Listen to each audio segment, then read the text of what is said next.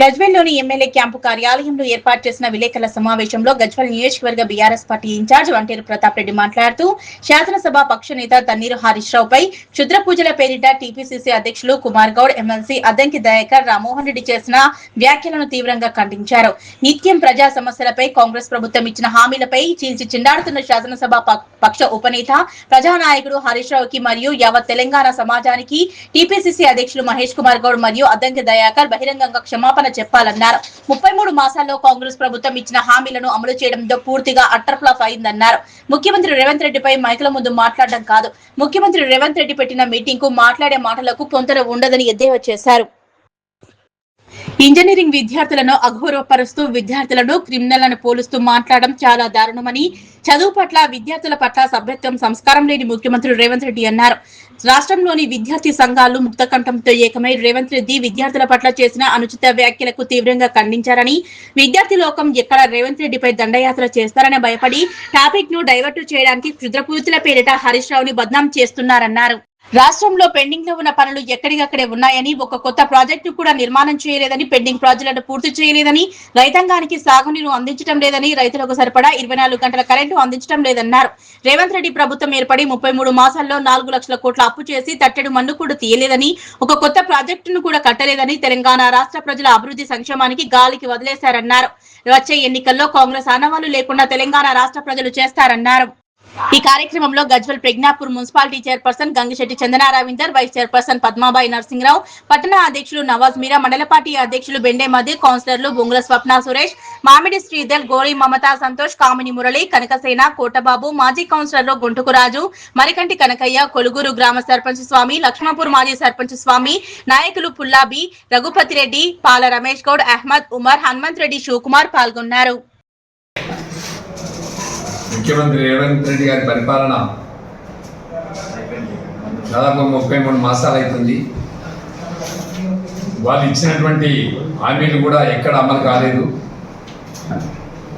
ఆయన మైక్ దొరికితే ఏం మాట్లాడతాడో, ఏ సబ్జెక్టు మీద మాట్లాడతాడో మీటింగ్కి సబ్జెక్ట్కి సంబంధం ఉండదు. పెట్టేది ఒక మీటింగ్ అయితే మాట్లాడేది ఒక విధానం ఉంటుంది.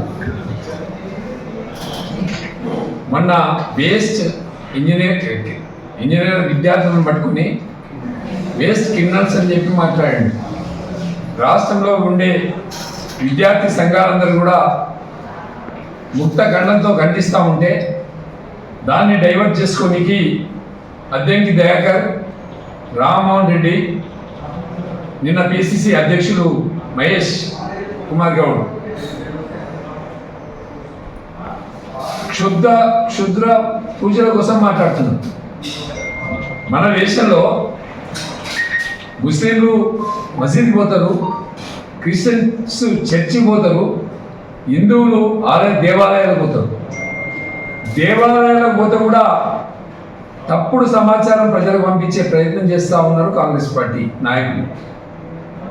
ముఖ్యమంత్రి గారి యొక్క వైఫల్యాలను కప్పిపుచ్చుకోవడానికి, ముఖ్యమంత్రి గారి యొక్క మాట్లాడిన తీరును ప్రజలలో తప్పుడు మెసేజ్ పోకుండా చూసుకోవడానికి డైవర్స్ పాలిటిక్స్ గత 33 నెలలుగా నడుస్తూ ఉంది. వాళ్ళు రేవంత్ రెడ్డి గారు చాలా హామీలు ఇచ్చిండ్రు.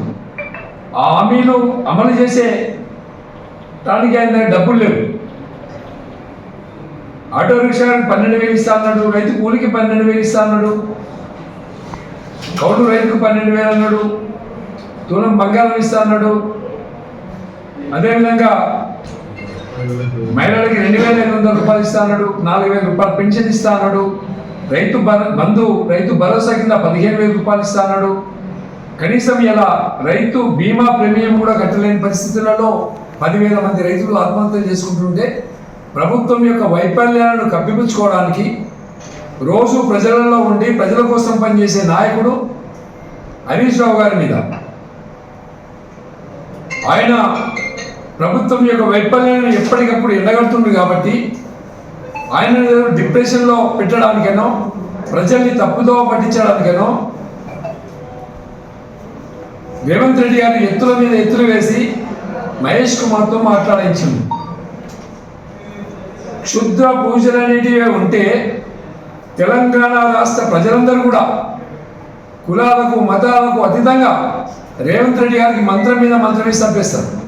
ఎందుకంటే ఇచ్చిన హామీలు ఎక్కడ అమలు చేయలే, అమలు చేయనందుకు మంత్రాలు వేసి చంపేస్తాను నేను. ఇది రాకెట్ యుగం, మిసైల్స్ యుగం. ఎక్కడో అమెరికా ఉన్నాడు, ఇరాన్లో బాంబులు వేస్తున్నాడు. ఎక్కడో ఉన్నటువంటి మనము మన దేశం నుండి చంద్రమండలానికి రాకెట్స్ పంపిస్తున్నాం. టెక్నికల్గా టెక్నాలజీగా విపరీతంగా ఏ వచ్చింది అలా అట్లా